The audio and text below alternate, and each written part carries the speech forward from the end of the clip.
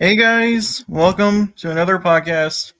Today we're going to be talking about my all-time favorite movie, as evident by my freaking name, um, and my profile picture. Not just this one, not just one you're looking at right now, but also my YouTube channel, Labyrinth. Yeah, so now some people had been knowing that me and Jack had done a lot of Pixar DVDs for the past podcasts, but I think that's pretty much we have covered them. I think we have covered a few of them already, and we figured today we're gonna do a um basically a review and kind of a recap on Jack's favorite film of all time, and um I must admit though that the movie I also watched was actually really good too. And what can I say? Even when it's directed by the late Jim Henson, is actually very well made. Considering that Jim Henson was known to make the Sesame Street and the Muppets, excluding a certain PBS kids show which shall not be named, Sid the Science Kid. Oh boy. Ugh. Yeah, we don't talk about Sid. I mean, for those who like Sid the Science Kid, we can respect your opinion, and but for me, I'm sorry. I'm sorry. Sid the Science Kid is kind of weird. I mean, the voice acting is kind of weird. Like they don't have the audacity to actually I don't know, hire some child actors. No wonder why the budget for PBS is so cheap that it makes me want to what is it, Velma a bit more than what I liked. But meanwhile, there's another show I also liked. What was it? Dinosaur Train? Oh yeah, definitely. But Sid the Science Kid, not.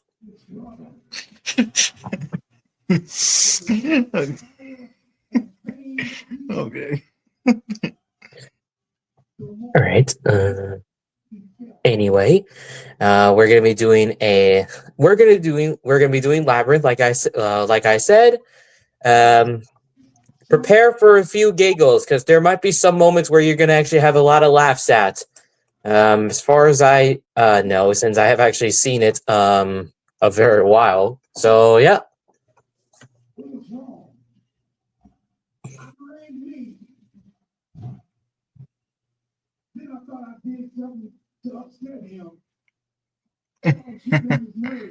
By the way, this is actually the very first movie where we see a CGI animal.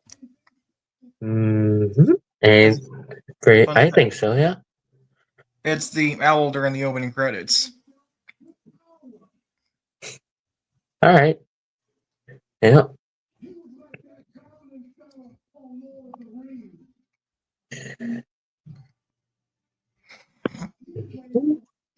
All right. So,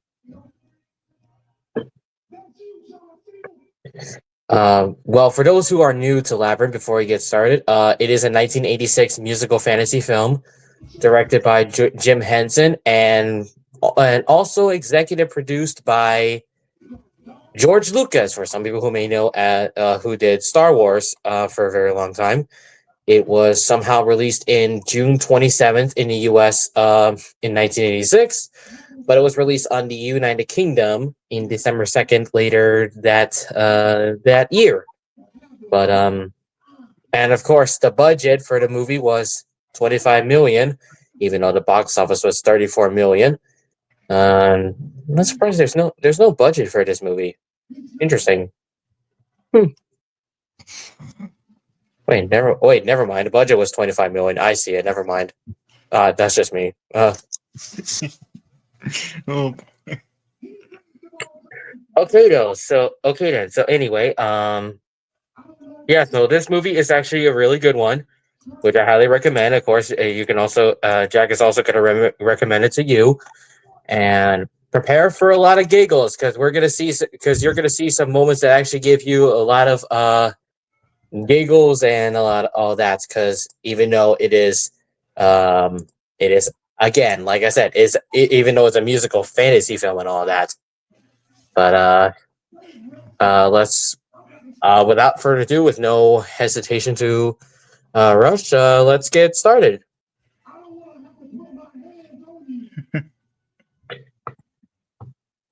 All right, so this movie takes place in starts off in a park, with her dog, Merlin. And the character that we were introduced to is 16-year-old Sarah Williams, played by Jennifer Connelly, who recites from a book titled "The Labyrinth." No pun intended, no fourth wall break intentionally, but for some reason she's unable to remember the last line. And what ticked her off the most part is that she had to babysit her infant half brother Toby, and of course she rushed home quickly, and oh boy, we were confronted by Irene, played by Shelley Thompson. Oh brother. Yeah, in case you don't know, me and Duke hate Irene. We all do. And you thought Lady Tremaine from Cinderella would be the worst part, even though we're not talking about that. Anyway, Irene was leaving for dinner with Sarah's father, who was played by Christopher Malcolm. And after they left, Sarah was really, really ticked off to no end. She was frustrated that Toby was given her treasured teddy bear, Lancelot, and followed by his constant crying. Sarah later then rashly said the word. Before we get to that, we were introduced to a few familiar faces that somehow scared the crap out of YouTubers Chris and Curtis, also known as Octocrew, when they were seeing that movie for the first time. And they're right here in my profile picture. And yep, you know what they are. There they are.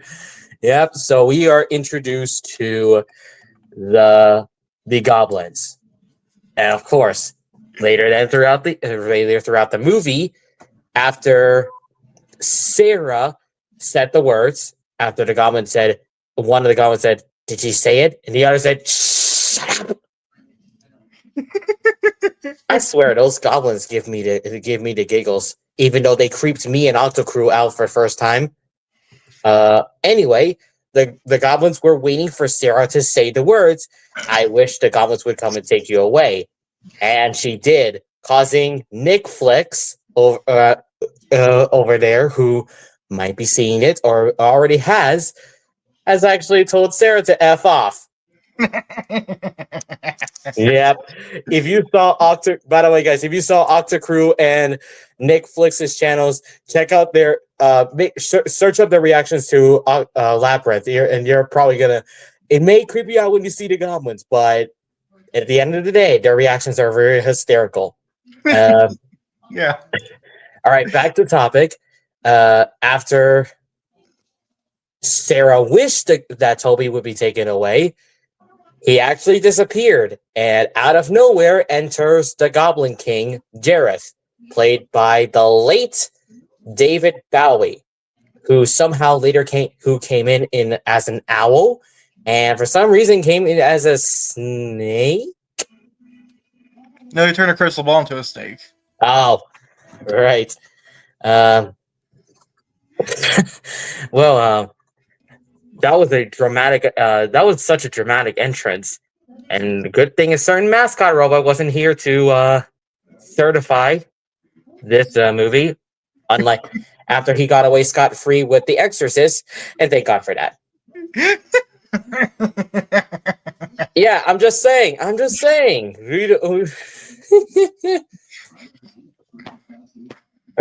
Anyway, when Jareth appeared, he offered Sarah her dreams in exchange for Toby. Instantly regretting her wish, however, she immediately refused. However, Jareth reluctantly gave Sarah 13 hours, or which is half a day, to solve his labyrinth. Again, no pun intended, to find Toby before he is turned into a goblin permanently. Dun dun dun.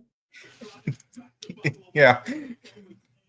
So Sarah then, once she arrived, she came across a dwarf named Huggo, played by Jim's son, Brian.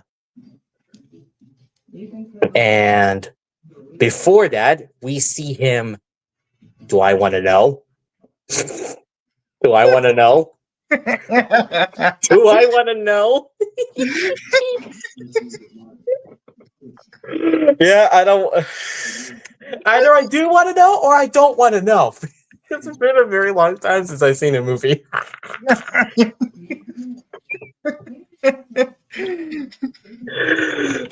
uh, so, where when we came across Huggo. We see him. We basically see him using some kind of pesticide spray with fairies that bite. Well, Yeah. at least it wasn't Tinkerbell for this. At least Tinkerbell wasn't here. Wait, Disney's gonna go after me for this when I mention it. Anyways, we came across Hoggo, like I said, and the two were later then somehow confronted by Jareth, who, where they later then escaped one of the traps.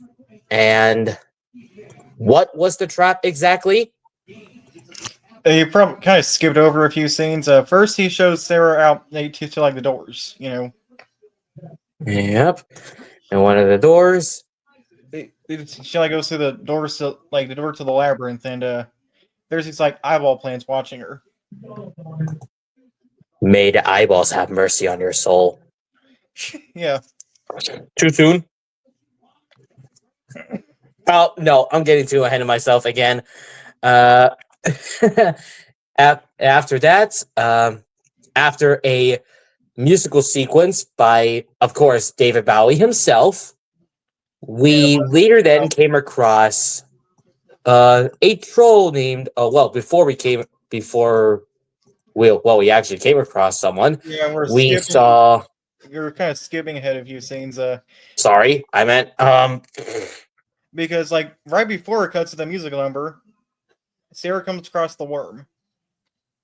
Oh boy, a very slightly interesting worm. Why say warm? I said warm. I meant warm. Oh my goodness! English not working today. English not. Yeah. Yep. Yeah. Yep. Since what Jack pointed out, since Jack already pointed this out, we already came across a worm. Warm. I don't know what I'm saying anymore. And then came across to a musical sequence, like I said earlier. And now a little bit of fun facts. It shows Toby crying in terror, quote unquote, at the beginning of the scene. Yep. Behind the scenes, he was not scared of the puppets. Yep. He was just grumpy. He was grumpy. Someone, the baby must have been in a huge mood, and I wonder what the behind the scenes would be. Do you know who was traumatized though? That chicken who got spat on was jeez, poor chicken. On the bright side, he wasn't turned to Kentucky Fried Chicken. Well, okay, wait. Why did I say that? Why did I say that out loud? Oh god. Oh my goodness, I can't even talk today. Anyway, that poor chicken got he got spat on.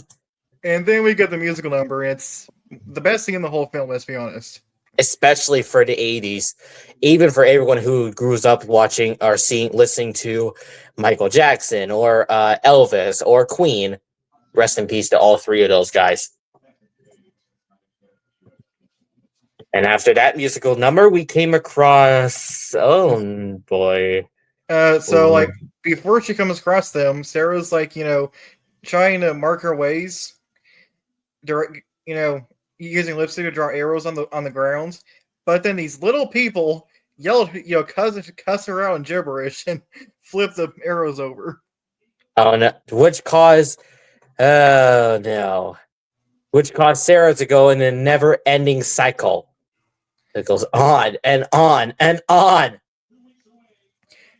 And then she comes across the Four Guards. That's what they're called, the conjoined twins or whatever you're gonna call them with you know. One of these doors either give you a right direction, other not so much. Oh brother, really conjoined. When Sarah decided to enter the blue door, oh no, wait a minute, this ain't Alice in Wonderland. Jim Henson, what are you doing here? She falls through a trap door into a freaking shaft of hands grabbing her. So it's like the it's like the Alice in Wonderland rabbit hole sequence. Only that it comes with those weird greenish hands that may look like something that you would see from all kinds of zombie flicks, like 28 Days Later or whatever. But at the end of the day, those hands actually make faces for some reason. Again, very creepy at the end of the day. And then she falls down the oubliette. Because she chose down. And then she came across with Hoggle again. In that time, she came across with Hoggle again, and He helps her escape from the oubliette. Then we get the false alarms. yep, If you remember, the false alarms are those big stone faces on the walls. that's true. They give false alarms, hence why they're called false alarms. And then we reach the cleaners. oh boy, the cleaners. Oh no. Oh no.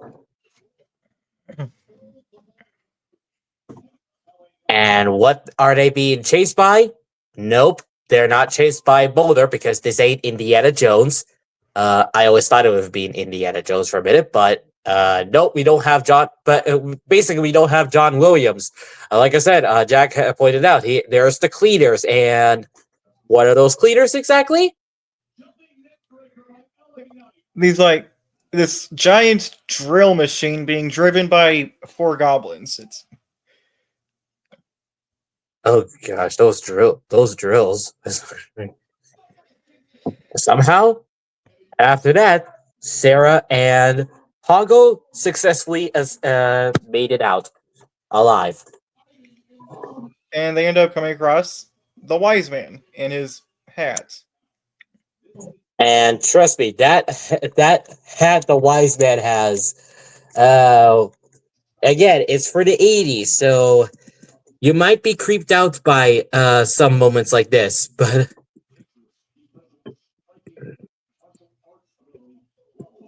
because who would ever have a hat that literally has a head of an animal? What the heck? That is literally talking and alive. Yep. You don't see that you don't see that in the 80s, or especially for most part in a movie. And they call him the wise man. Is he really that wise? He literally falls asleep halfway through his sentence. Well, it was nice knowing him without any caffeine. And then we get another terrifying scene. After they somehow ended in a never-ending maze. Oh, thank goodness Benny Hill isn't playing over. Who did we came across exactly? We came across, like I was about to mention before until Jack corrected me. We came across Ludo, a troll played by Ron Mueck. And what is he doing? Well, what is happening right now, I should ask. He's getting hanged upside down with those biters on a stick. Yeah. Oh gosh, those biters. Ow and ouch. Like those goblins. Okay, the worst characters in this film: Irene and those freaking four sadistic goblins. Yep. Those goblins are so sadistic anyway. And Like, then we saw one boulder. Despite there was one boulder coming by, Sarah somehow picked it up and tossed it at one of the goblins, causing it to accidentally bite one goblin back.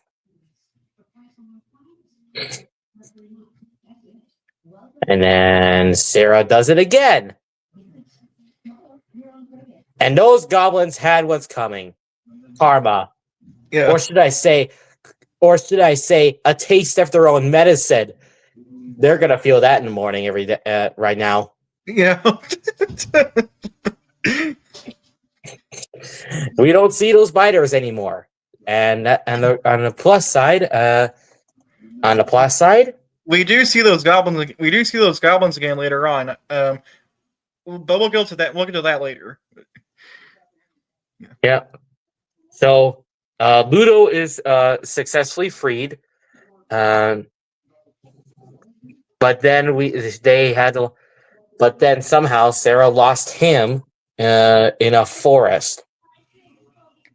No, wait, sorry. Wait, I did. Never mind. First they meet up with the door knockers.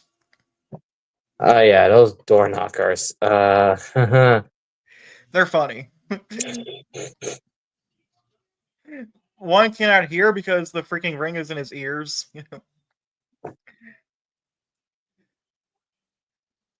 The other one can't talk because the ring is in his mouth, and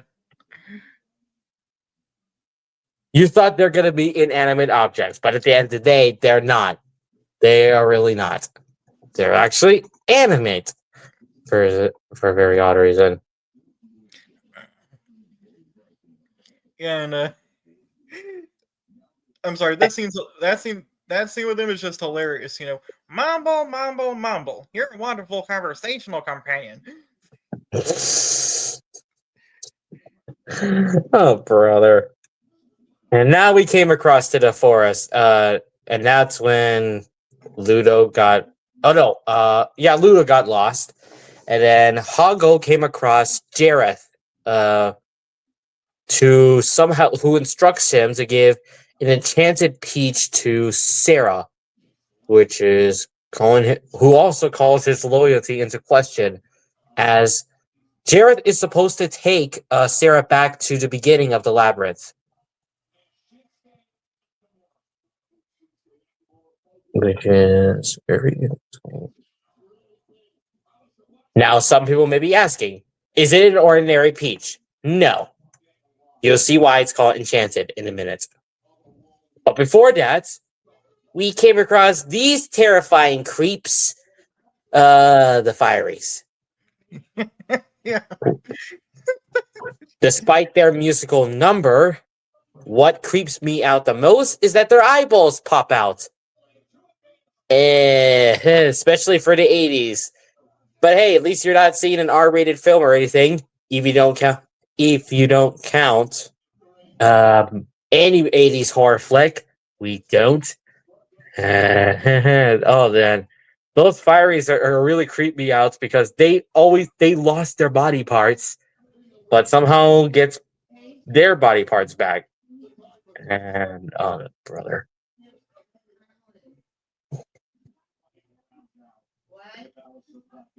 And they're so creepy.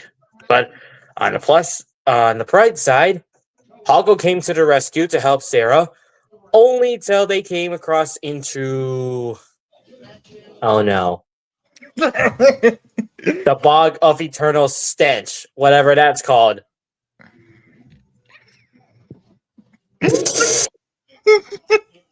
Now this is the kind of swamp that Shrek does not want to be in. Nope.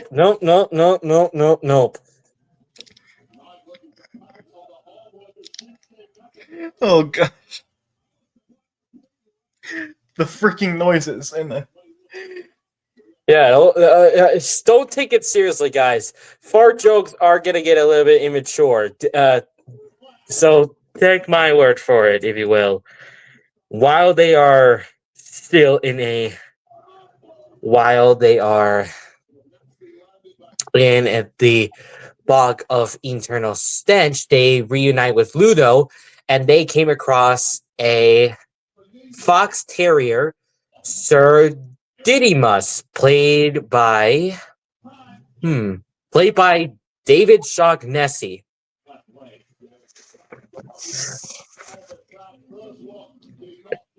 Now, this it was an interesting thing to know. After that, after they came across with him, the We get four we get a yeah, little fight scene between him and Ludo. and we all know that conflicts aren't an option, but you're gonna see arguments throughout most movies, and later then, Sarah comes across a quote unquote bridge that's later than oh brother, whatever that is. It collapses and she almost falls in the. Oh no. Rumor has it that people falls into the bog of eternal stench, you're gonna get a shower 1,000 times. Oh, God. It'll never wash off. Nope. No, you don't. After that, the rock somehow came out of nowhere, It's and because of Ludo. yep, they successfully crossed, and Sir Didymus's animal to ride on is a dog. Yeah. Now you don't see that every day. And you might be wondering, no, it's not Merlin. It's another dog named Ambrosius. So after that, I am sure they're played by the same dog actor, though. I think the dog unfortunately had passed after years after years after the movie released. Rest in peace to him or her, and rest in peace to David Bowie as well. I think all the animal actors are dead at this point. The owl, Probably, the owl, unfortunately. the chickens, Yeah. the dog. So after we somehow crossed safely through the bog of internal stench, the group somehow got hungry. So Hoggle gave Sarah the peach that Jareth offered, and oh no, this. She dreamed that Jareth came to her at a masquerade ball.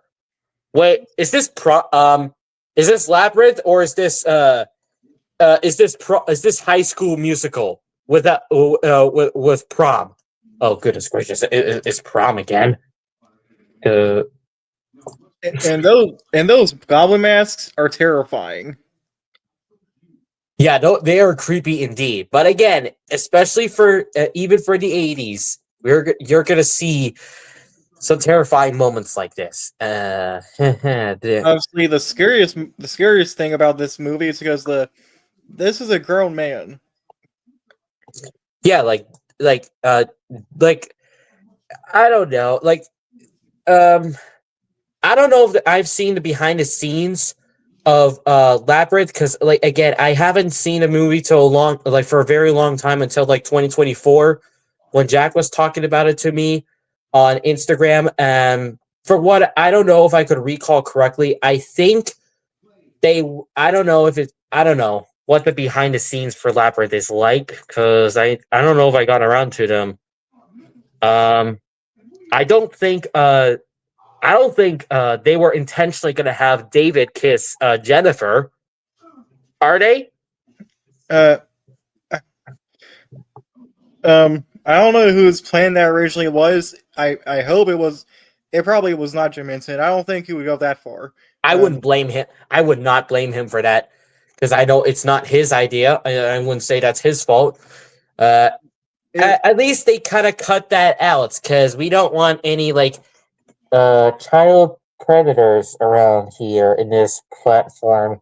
We don't talk about that here.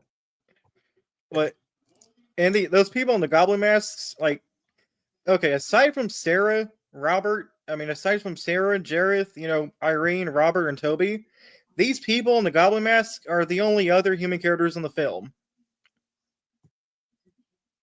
Yep.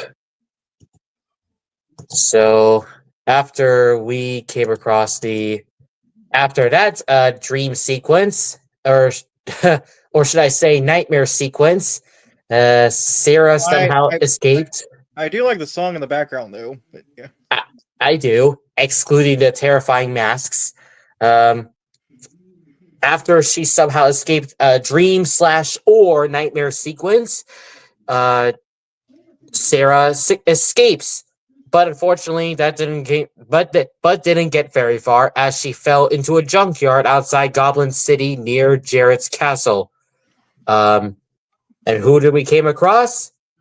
An old junk lady, played by Denise Breyer, who had an unsuccessful attempt to brainwash Sarah, and was somehow rescued by Ludo and Sardinimus to have her memory as she had her memory restored.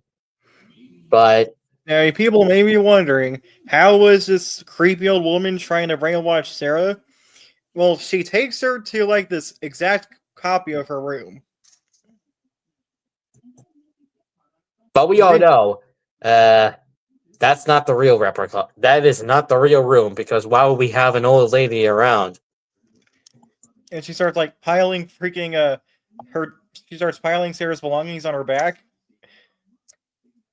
I just want to have this creepy old woman is carrying a whole bunch of junk on her back. If you look closely, you can actually see a live rat in a cage. For kids.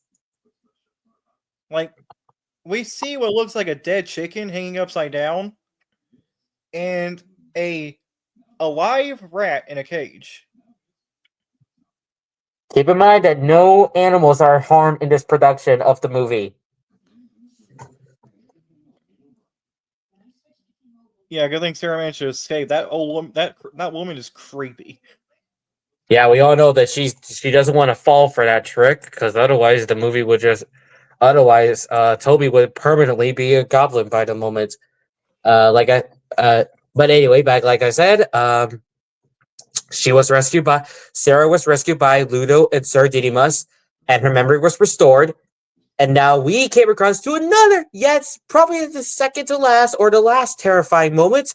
That would have to be a humongous robotic gate guard.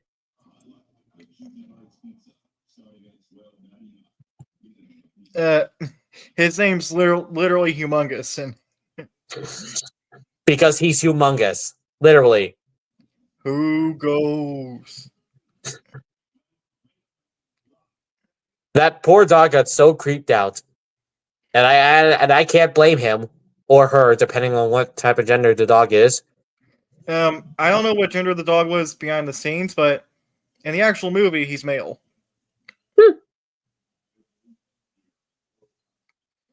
So you thought humongous is just a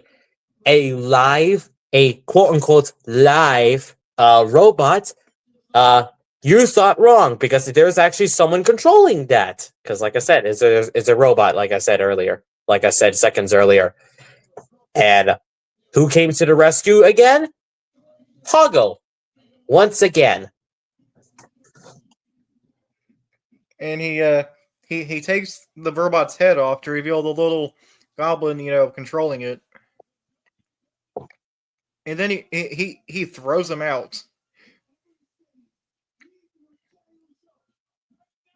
And then Hoggle takes over the controls. But, well,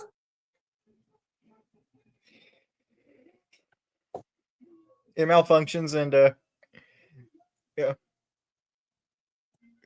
Later then, later then, after that, later then, despite Hago's forget feeling unworthy of forgiveness for his betrayal, Sarah and the others welcome him back, and they enter Goblin City together. I should. By the way, I forgot to point this out. So Hoggle is a massive fan of Jurley. I don't know how to pronounce it. Jurley, whatever.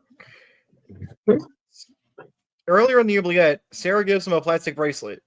But then later on, right before they meet the wise man, she steals his jewels. After the whole sequence with Humongous, she gives them back to him. After they arrived, Jareth was somehow alerted, and he sends his goblin army to stop them. I wouldn't say somehow alerted. He was literally told of this by one of his guards. There were hundreds of goblins that somehow surrounded the four, and whether they would be wielding axes, whether they'll be wielding double blade axes, or shooting out cannons, doesn't seem that much for them. And when we get a very hilarious sequence. A very hilarious sequence indeed, from the way you just said that already. Even before we get to what Duke will eventually talk about, we have Sir Didymus running away. Ambrosius is the one running away from the mounted guards, and Sir Didymus is like, "No, you're going the wrong way. We're supposed to be fighting these people. The battle's right behind us. Now turn around. I'll never feed you again." Sir Didymus can't even catch a break. We have the freaking cannons shooting out live ammo, if you know what I mean, because they're literally live ammo, not actual cannons, as opposed to what you see in the movies in war movies or anything. These are small goblins dressed up as cannonballs. And now here comes the most funniest sequence that Jack talked about. And what is that sequence exactly? You're just about to find out in just right now.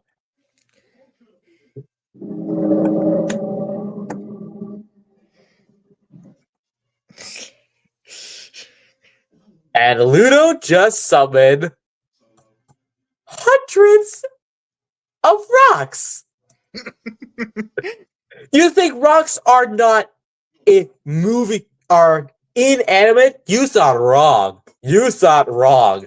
The rocks decided to chase after those goblins all over Goblin City, causing one group to get knocked over by bowling pins by getting jumped up in the air.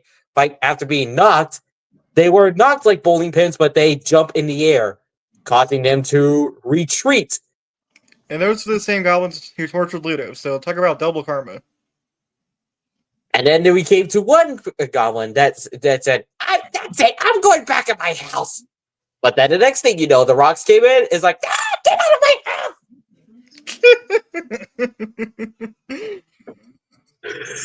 Oh my god. I forgot how hysterical that was. And you thought the goblins were somehow, you thought the goblins, you thought the goblins would actually be knocked like bowling pins. Well, there's more on the way. One of the rocks somehow straight up destroyed one of the cannons by blocking it, and the live ammo just went ouch. No, not ow, ow, ow, ow, ow, ow. And the freaking fat goblin, I just fired you. Poor guy. The three goblins later then blocked the Sarah, Hoggle, and Ludo's way, saying, "Now we have you." But the next thing you know, boink, boink, boink, boink. They got knocked over like dominoes. And then one goblin dressed up as a machine gun gets crushed. Because The Rock went for like timber.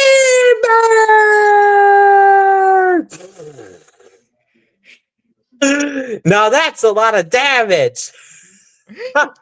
The thing is, because this is a kids' film, this goblin actually survives.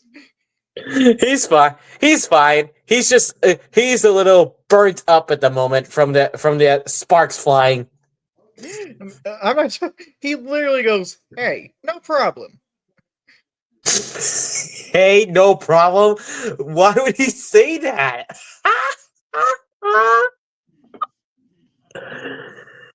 Yeah, so that was one of my favorite funniest sequences. I don't think I ever laughed at a movie this hard in my entire life.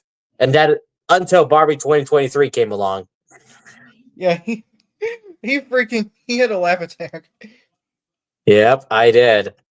Either I wheeze like a tire or a race car taking off, or sound like I'm making tea. This is just hysterical. Well, after that hilarious sequence, Sarah successfully enters the castle, and the room was actually modeled after MC Escher's Relativity, which is basically a painting printed by, of course, MC Escher himself, who is an artist from Dutch. And what is Relativity? It's a lithograph print that basically depicts a world where normal laws of gravity don't apply. So you're basically seeing a lot of stairs that are upside down. You're basically in some kind of upside down world. And hey, I was about to say, this ain't the Matrix. Like, what the heck is going on? I never knew what it was until right now. I swear that's this stair sequence feels like zero gravity. It feels like zero gravity. But behind the scenes, pretty sure they're either just green screen or just I don't know. No, it was real. They actually attached David Bowie to like some sort of machine that like lifts him, that like makes him, like go up, lift up in front of Sarah. You know what I mean? It's like, and by the way, we get our final musical number. Yep, the final musical number to wrap up this film. And the song is called Within You. It's kind of depressing, actually. Yeah, actually very depressing. Yes, Jareth is a villain, but at the end of the day, he's better than Irene, so. Yeah. Now, you remember what happened before minutes ago? Sarah did recite the lines from her book that mirrored her adventure, but she still can't remember the last line, especially from the book, especially when she read the Labyrinth in the beginning of the film.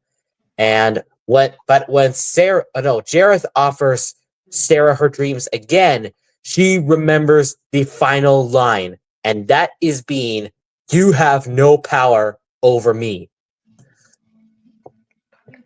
Yeah. And this part is freaking, I don't know how to describe it. It's very dreamlike, very trippy. I don't know how to describe it. Like, not just the MC Escher sequence either. Like, after Sarah jumps off the ledge to reach Toby, because he's sitting on the edge of this big hole. Very dangerous, by the way. Yep. She, like, the whole room just breaks apart. Like we just see these fragments just floating around this like dark background, and yeah. So after that, Jareth returned Sarah and Toby home, which turns into a barn, and of course, Jareth turns into a barn owl and flies away.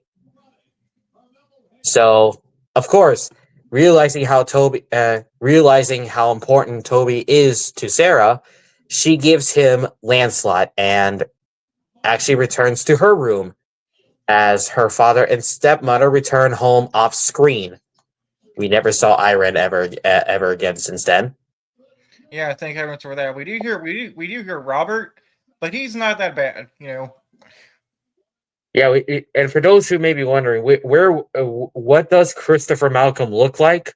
Um, well, we just don't know just yet unless you look him up right away. Um,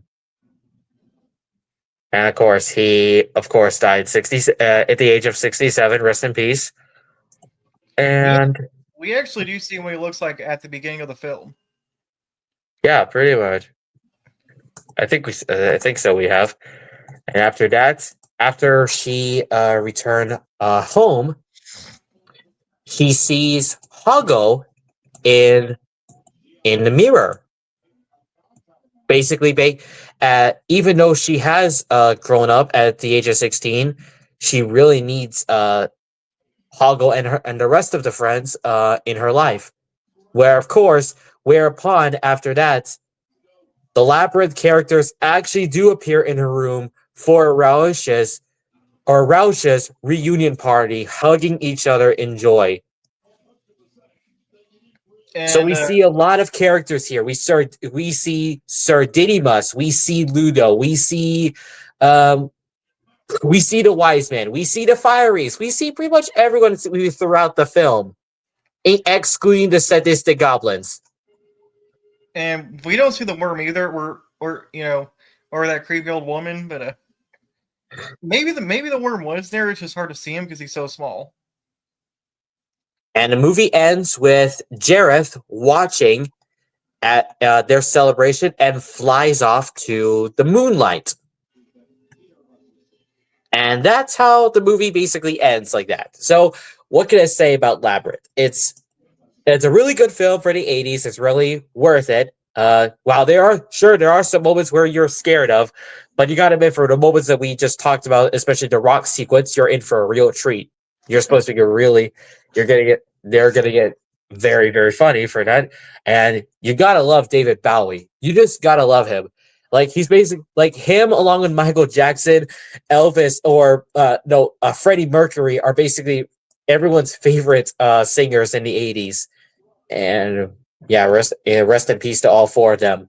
And since then, ever since 1986, the movie has somehow gotten some praise. Everyone starts to like it. And I don't know if the movie had been re-released, as far as I think. No, I don't think they had been. I don't think the movie had been re-released, because it had been like I don't wait. I don't know. No, anyway, I forgot. But anyway, since then, since 1986, that's basically how the movie ends. And even though there are some talks that there's supposed to be a sequel in development, or at least it won't be like a live action remake or anything, who's gonna play Jareth? We may never know. We may never know who's gonna take over for David's place. But I mean, the first movie ended perfectly. You know, Sarah and her friends are celebrating, yeah, while in the very last thing we see is just Jareth flying towards the moon. While, you know, we hear an echo of like the beginning of the Dance Magic song. You know, the but even if a sequel is in development, why would we need it? Why would we need a sequel in development, or worse, live action remake, if they're gonna plan on doing it? What's with all that? And I don't think there's gonna be anyone who's probably gonna take over for the role of Jareth, unless if you count like I don't know, Harry Styles, perhaps. I don't know if it's just me, but I don't know. Um, and plus, Jennifer Connelly, who was like, since she was 16 when she was in Labyrinth, she's already in her 50s. She's already like 54. She's supposed to be like 55 in December 12th. So I don't know who's going to take over. Who's going to be the main character? We may never know.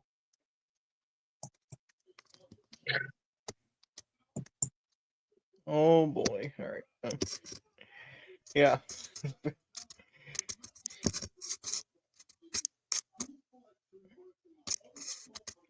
Sarah getting cussed out in gibberish by those small people. I can't get over that.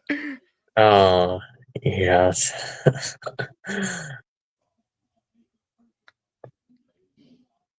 Your mother's a freaking aardvark.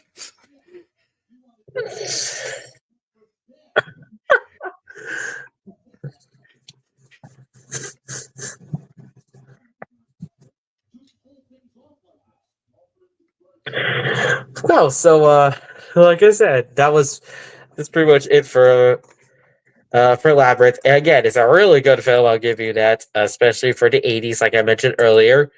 Rest in peace to David Bowie. He was a really great. He's a really great guy. And Yeah, like yeah. I actually did show Duke one of one of David Bowie's last music videos, which is called Black Star, and it creeped him out. yep. Black Star. What can I say about Black Star? Well, it's I don't know. It's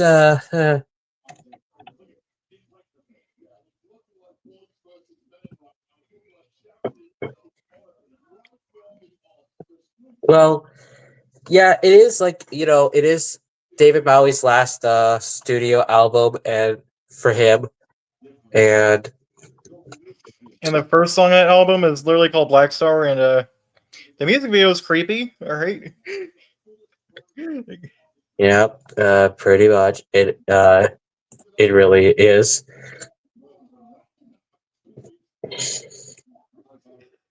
But yeah, um, don't know what else to say about Labyrinth, but again, it is a really great film, and I don't even think it's necessary to think that it's like if we have a sequel or remake in development, what's the point when you already have something like that's already good and perfect as it is? Like compare this to like Toy Story 3, where you're just gonna milk the ending with the later films 4 and 5, and and besides, if you're gonna bring back the original actors, I don't think so.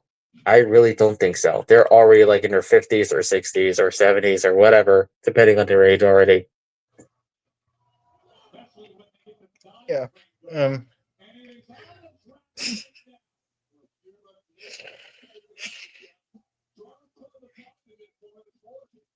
Anyway, that's the end of our review of Labyrinth. Before we end off, Duke, what do you think? Which movie we should review next week? Mm, not fully sure because there's a few good films. I think of either The Thing, which is a really good '80s film, or uh, well, The Thing is the only thing I can think of for right now. All right, I guess we'll stick with the thing. So, yeah, next week, guys. I don't know, Duke. I don't know, Duke. When are you getting off school? Oh wait, do you have school? I don't have a school at the moment. I'm hoping to get back to college, but just not right now. But for the time being, no. Well, at some point next week, we're gonna end up reviewing John Carpenter's The Thing. So we'll see you all next time. Yep. See you. We hope to see you there.